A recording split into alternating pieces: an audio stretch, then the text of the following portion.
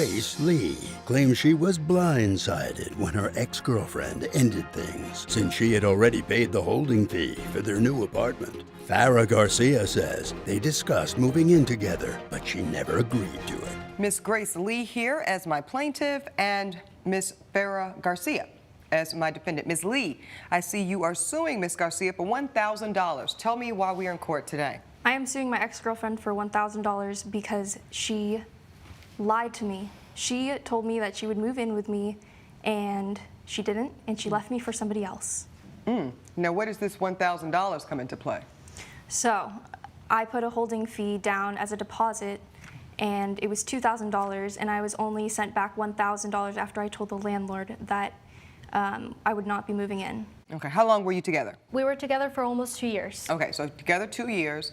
Now, why is she telling the court that she believed that y'all were going to move into an apartment together? She put $2,000 down to hold this apartment, and that you left her high and dry. Well, I am as surprised as anyone here. We talked about moving in together eventually, maybe one day. We had ideas about it. Okay. And I went away to see my family for a week over to San Diego. Okay. And when I was gone, she toured an apartment without my knowledge, and she put down a holding fee without my consent. And now she's charging me for that. But we had been talking about it for 6 months, about moving in together. We were shopping together for stuff to share at the apartment. So, Ms. Garcia, you're telling me that y'all were together for, you said, 2 years? Yes. In a romantic partnership? Yes. But you had your own places? Yes. The whole time? Okay, so where would she get an idea, ma'am, that y'all were ready to put down a deposit and sign a lease? Because that's what she's telling the court. I think she just got way too excited, way too ahead of herself. Honestly, we never really actually discussed the fact that we were gonna compromise to moving in together, and it really came as a surprise to me. Did you want to move in with her? Yeah, maybe eventually. I mean, we had been together for around 2 years. Okay, so why are y'all no longer together today? Because it sounds like if it was getting ready to move in together time, it was going well. Or Well, was the relationship going well, Ms. Garcia? It was, Okay. yeah. But I actually reconnected with an old friend when I was back home, and nothing really happened. Honestly, I did not cheat on Grace. I would never. So you went on a date, Ms. Garcia. I wouldn't say it was a date, Was actually. it you and a group of people? No. So it was you and one other woman? one other man. Okay. Oh, okay. Okay. So you Yeah. identify as bisexual? Yes. Okay, Your cool. Honor. So you go on this date, but you say nothing physical happened. Is that correct? Absolutely, yeah. Okay. And are you still in contact with this friend today? In occasion, we do text. And did Miss Lee know about this friendly drink date situation? Not at all. You broke up with her. Yes. And why did you break up with her? Well, I figured I did not want to mislead the situation to myself or to her and continue with a relationship that I wasn't fully into anymore. And it took, and I'm not judging, but I'm just trying to be honest here and clear with the court. It took you seeing this gentleman that you have known, have history with, to realize that you really weren't as into Miss Lee as you thought you were. Is that fair to say? Yeah, that's fair to say. Were you surprised? I was completely blindsided. I had no idea. I was in love with this wonderful woman, and she just came back and changed her mind like that. Miss Lee, is the court to understand then that you went about sourcing apartments for you and your girlfriend alone, and then you thought, without her consent or even looking at this apartment, that it was smart to put down a $2,000 deposit? Yes, because it was right where we had been looking for other apartments, and the price was very affordable, and I kind of wanted to keep it as a surprise, as I know that she... Surprise, I got us an apartment? Well, our relationship is full of surprises. We always do nice things for each other. Well, I think that's a hell of a surprise, Miss Lee, Yes. because it's so important, and you're making all these decisions unilaterally. Do you see that there's an issue there? But before she left to go visit her family, she seemed very eager to move in. I have the messages. Okay, so yeah, let's get to the evidence. Go, Miss Lee, give my bailiff all of your evidence. Yes. The entire folder, please. The entire folder, please. Thank you, ma'am. Thank you. Yeah. So I can understand. Because I want to hear what you're saying, Miss Lee, but it needs to make sense. Okay. Back in September, this is actually you, Miss Garcia, saying to your then girlfriend, I want a rug like this. She says, I love that. We're going to have the cutest place. You do say, can't wait. This is from Miss Garcia. Hey, babe, did I leave my sweater at your place? You say, Miss Lee, yes, it's in my room. I'll bring it back tonight. You say, Miss Garcia, thanks. It would be so much easier if all of our stuff was in one place. Miss Lee says, soon enough it will be. This is you this time starting, Miss Lee. Can't wait to spend the whole night looking at apartments that we know we can't afford, LOL. Then you, Miss Garcia, girl can dream. Maybe we should look at some we can actually consider. You say, can't wait to live with you one day, and you do send her a smiley face.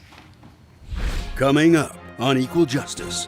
I thought that things were moving way too quick in the sense that she took a decision without consulting me. She went and gave a deposit fee without my consent, without my knowledge.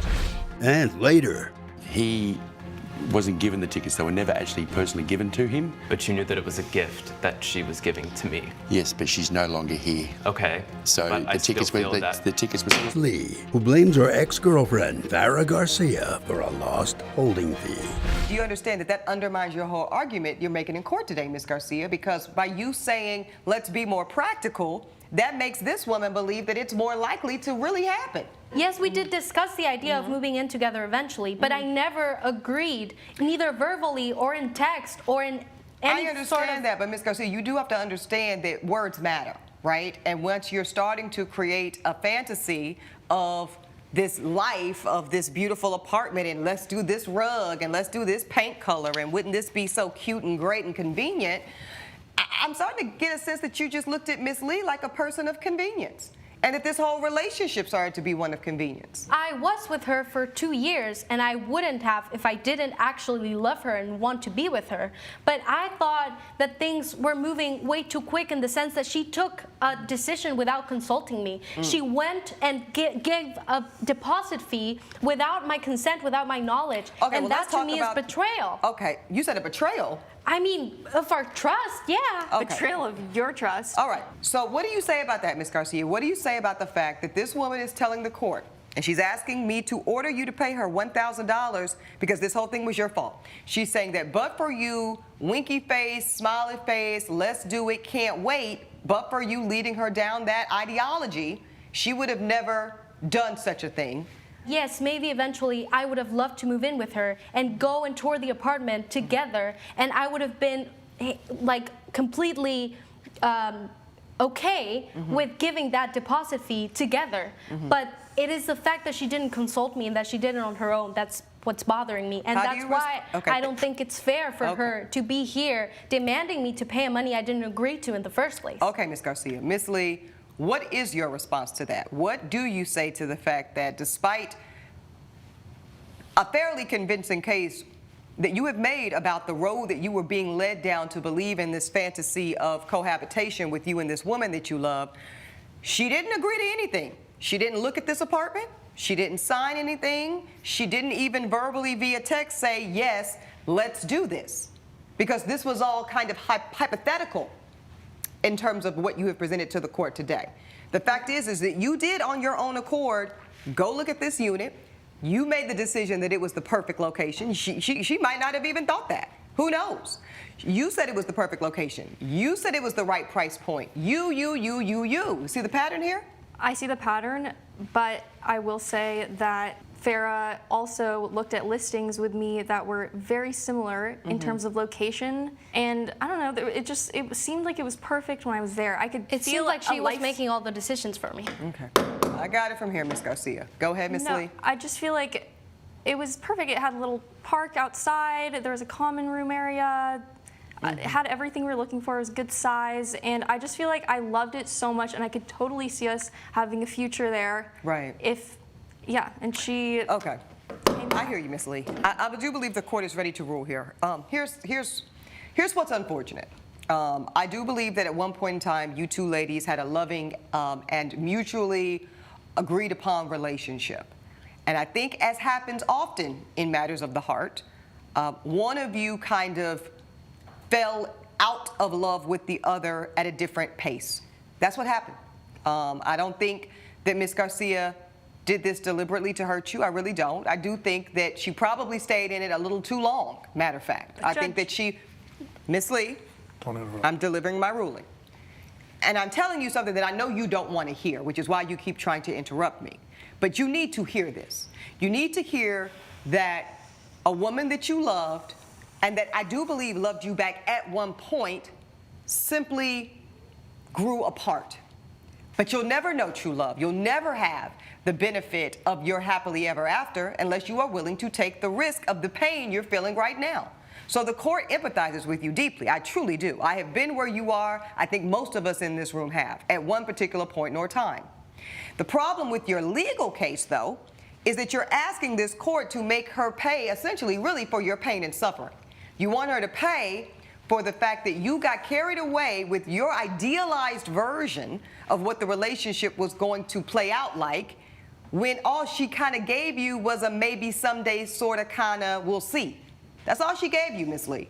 She didn't look at the actual unit. Only you did. She didn't approve of the actual unit. Only you did. And she didn't put $1 towards the unit. Only you did. So unfortunately, Ms. Lee, the court is going to have to dismiss your case and chalk up your $1,000 expense as the cost of a lesson learned. That is my ruling. All rise. Judge Eboni has ruled in favor of the defendant. The plaintiff's case is dismissed. Any final thoughts for each other? The judge made the right decision and the fair one. You never even loved me. You've had your final day in court. Please follow me. Coming up on Equal Justice. If money were no object, there was no financial hardship going on in this very sad, unfortunate case of your wife's passing, would you have allowed your nephew-in-law to use the ticket and go to the show? No.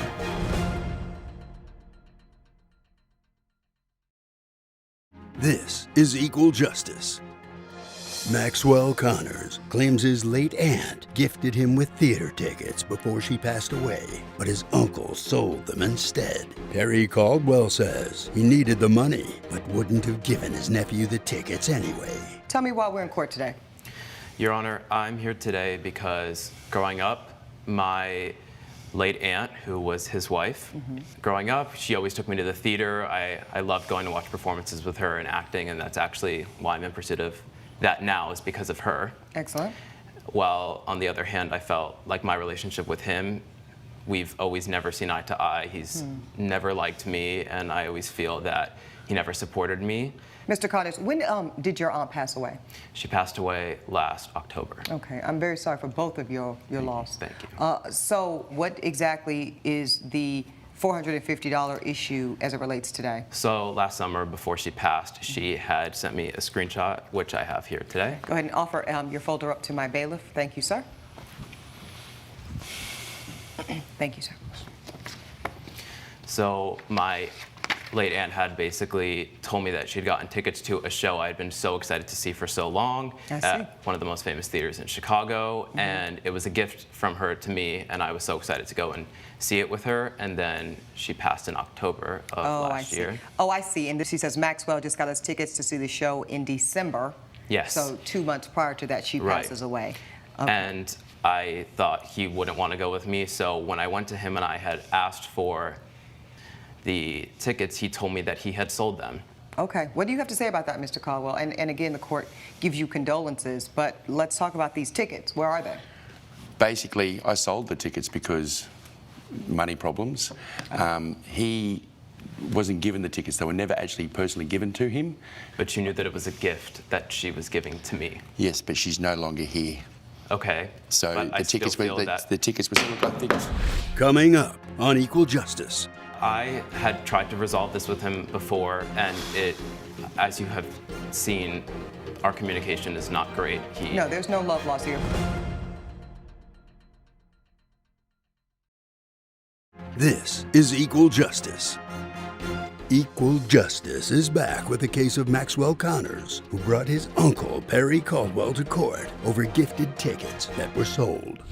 So I do notice, Mr. Connors, you are only suing for half of the amount of both tickets. You're suing for $450. So you're just asking for the value of your one ticket. Yes, Your Honor. I felt that the fact that he doesn't seem to care at all, I think shows a lot of his character. Now, one could argue, though, Mr. Connors, that let's say everything you said is true, the show has already come and passed. Yes. So therefore, there is no going to this show anymore. So you would be wanting the $450 what, as restitution? Yeah, I had tried to resolve this with him before, and it, as you have seen, our communication is not great. No, there's no love loss here. But tell me about this resolution effort on your part. What did you try to I tried to broker? reach out to him before the show had before happened. the show. And Okay. just basically say to him that I was still, when I had told him that I had still wanted to go to the show, he had told me that he had already sold them. And so when I said to him, could I get one of them, could I possibly get one of the tickets back? He said that there's nothing I could do now, it's too late. I feel that because I still wanted to go and she would have wanted me to go. Okay, Mr. Caldwell, your wife has gone on to glory, and yet here we are with these two tickets. Did you consider following your wife's initial intention of inviting your nephew here to the show? I did consider it, but at the same time, she paid for these with my credit card, and so I sold them so I could recoup some of the costs. So I'm going to ask you a super direct question, and I know you're going to answer me honestly because you're sworn under oath. If money were no object, there was no financial hardship going on in this very sad, unfortunate case of your wife's passing, would you have allowed your nephew-in-law to use the ticket and go to the show? No. Judge Ebony's verdict when Equal Justice returns.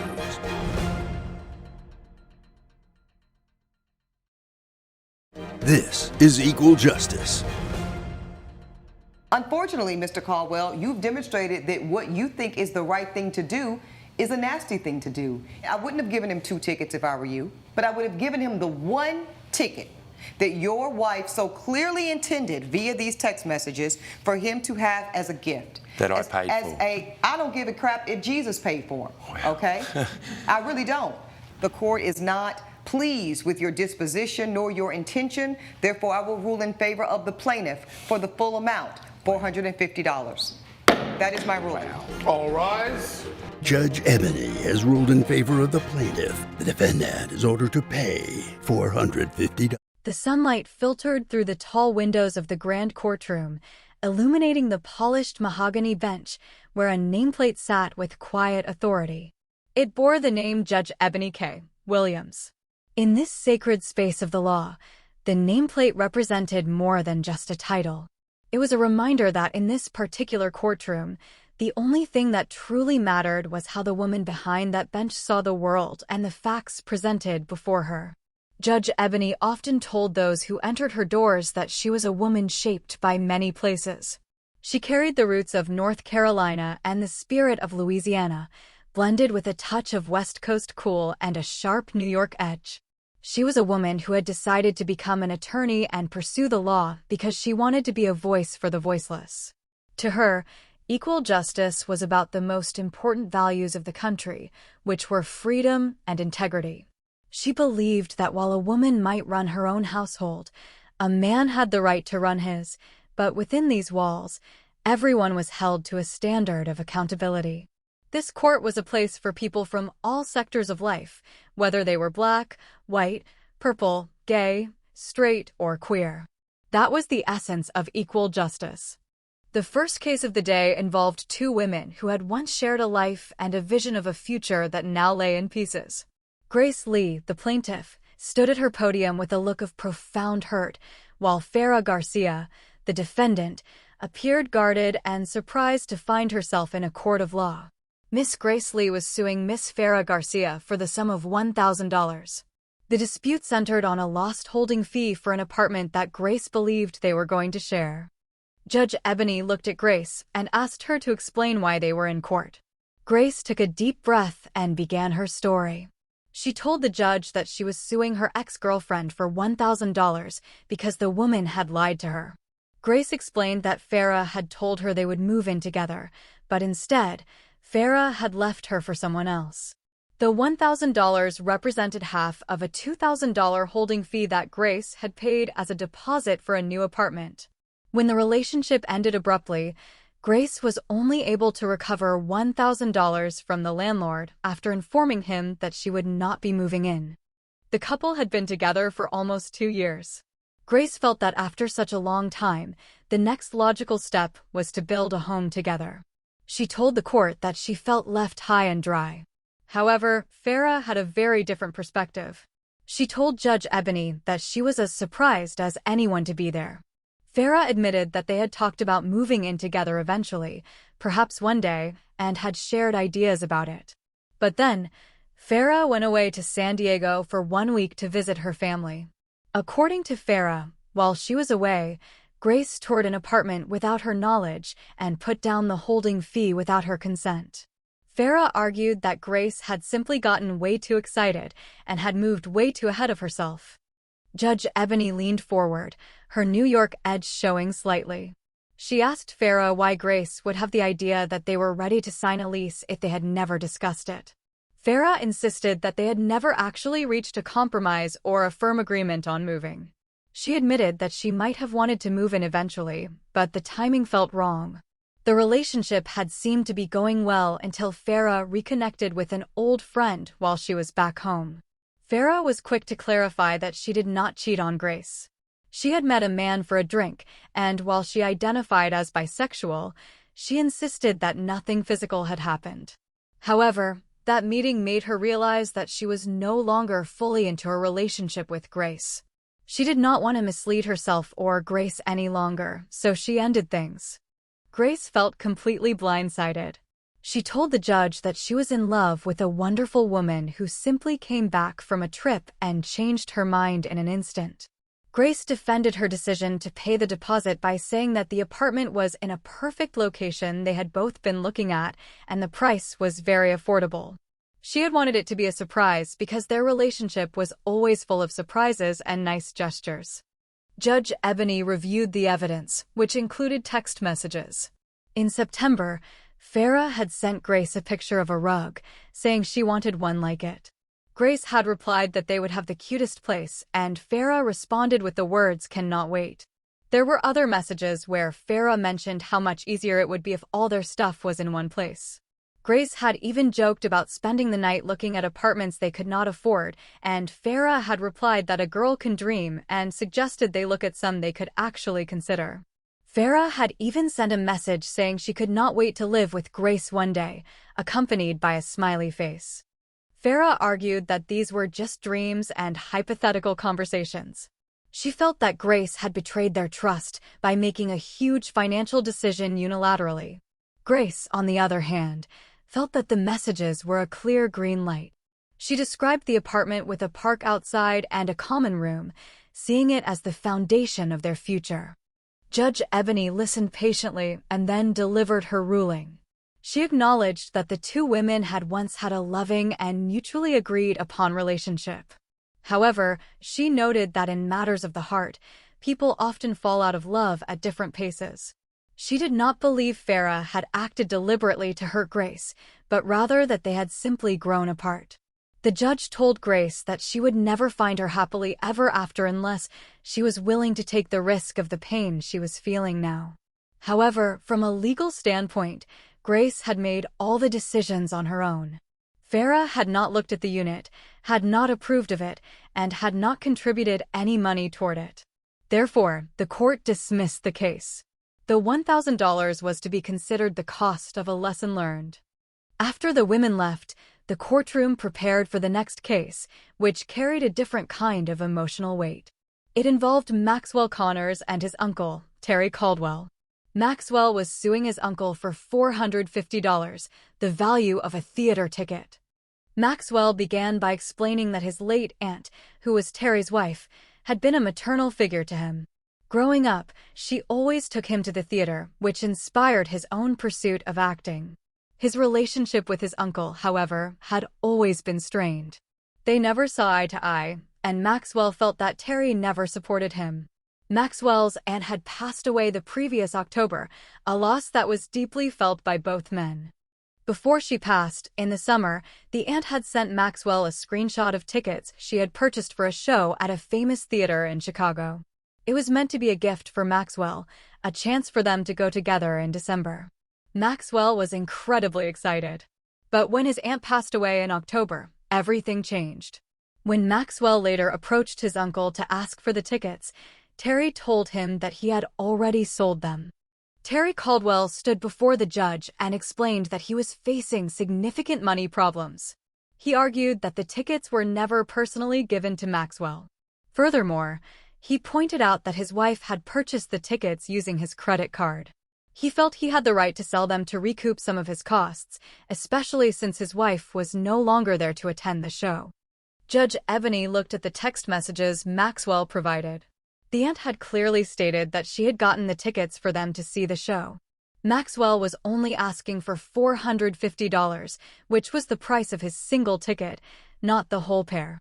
He felt that his uncle's actions showed a lack of character and a disregard for his wife's final wishes. Terry admitted to the court that even if money had not been an issue, he would not have allowed Maxwell to use the ticket. This admission sat heavily in the room. Judge Eboni was visibly displeased. She told Terry that he had demonstrated that what he thought was the right thing to do was actually a very unkind thing to do.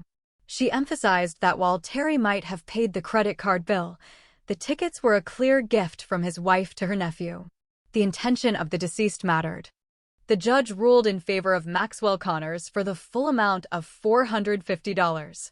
She told the uncle that she did not care who paid for the tickets because the gift was an act of love and intention that should have been honored. Maxwell expressed that he wished it had not come to this, while Terry remained bitter, calling his nephew disrespectful. As the session ended, Judge Eboni K. Williams remained behind her bench, a steadfast guardian of integrity. Both cases had shown that while the law deals in facts and figures, the heart is often at the center of every dispute. Whether it was a lost dream of a shared apartment or a stolen memory of a theater show, the court remained a place where the voiceless could finally be heard and where equal justice was more than just a phrase on a nameplate. It was a lived reality for every person who walked through those doors, seeking a way to move forward with grace and truth. The morning light filtered through the tall windows of the courtroom, casting a soft glow on the nameplate that sat prominently on the bench. It read Judge Eboni K. Williams. To those who entered this room, those letters represented more than just a name. They represented a unique blend of heritage and perspective. The woman who sat behind that bench often told those who stood before her that the only thing that mattered in this particular courtroom was how she saw the world. She carried with her the roots of North Carolina and the spirit of Louisiana, tempered with the cool demeanor of the West Coast and sharpened by a New York edge. She was a woman who believed that equal justice was rooted in the most important values of the country, which were freedom and integrity.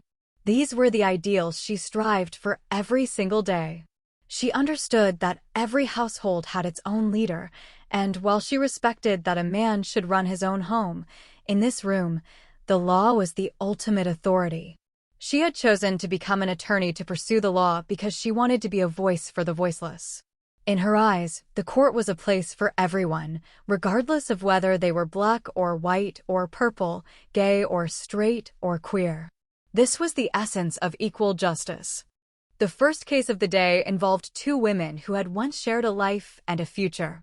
Grace Lee, the plaintiff, stood on one side, her face etched with the pain of a woman who felt she had been blindsided. On the other side stood Farah Garcia, the defendant, who appeared surprised by the very fact that they were in a court of law. Mr. Bailiff introduced the parties, and Judge Williams looked down at the paperwork. Miss Lee was suing Miss Garcia for the sum of $1,000. Judge Williams leaned forward and asked Miss Lee to explain why they were in court today. Miss Lee took a deep breath and began her story.